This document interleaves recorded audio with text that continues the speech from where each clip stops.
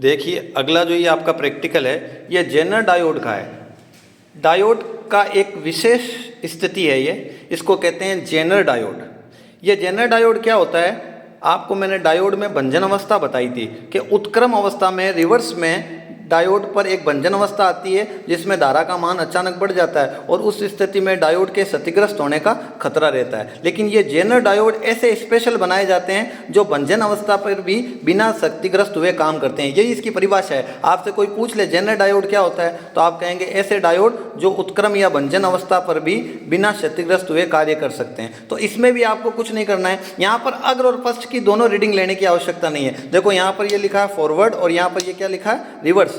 Reverse का मतलब पश्च, तो आप इसको पश्च पर रखेंगे। यहाँ पर भी देखो लिखा है, ऊपर ये क्या है? फॉरवर्ड है और नीचे क्या है? रिवर्स है। तो दोनों को आप रिवर्स पर कर देंगे और यहाँ पर अब ये स्विच ऑन है, आप ऑन करके फिर यहाँ से आप इसको बढ़ाना शुरू करेंगे। तो देखो आप जब इसको बढ़ाएंगे तो ध्यान से देखेंगे वोल्ट मीटर में विभव बढ़ रहा है लेकिन धारा लगभग शून्य है। ये कहलाती है उत्क्रम संतृप्त धारा लगभग शून्य है। अब धीरे धीरे इसको बढ़ाएंगे, एक स्थिति में वोल्ट धारा बढ़ना प्रारंभ होगी और देखो अभी तक धारा बढ़नी नहीं, अब देखो ये धारा बढ़ना प्रारंभ हुई है और अब ये धारा लगातार क्या होगी? बढ़ेगी। तो इसको भंजन अवस्था कहते हैं। तो देखो यहाँ पर एक बार वापस शुरू से बताता हूं मैं, अब ध्यान से देखना। आप जब मैं इसको धीरे धीरे बढ़ाता हूं तो प्रारंभ में वोल्टता तो बढ़ रही है, धारा लगभग शून्य है। जैसे जैसे बढ़ाता जा रहा हूं वोल्टता बढ़ती जा रही है, धारा शून्य है। लेकिन एक स्थिति भंजन अवस्था ऐसी आएगी जिस पर धारा का मान अचानक से बढ़ेगा और वोल्टता स्थिर हो जाएगी। अब देखो वोल्टता स्थिर हो चुकी है और धारा बढ़ना प्रारंभ हो चुकी है। तो आपको ये 6 रीडिंगें लेनी है और आप देखना अपनी फाइल में ये इस प्रकार का ग्राफ प्राप्त होता है जिसमें आपको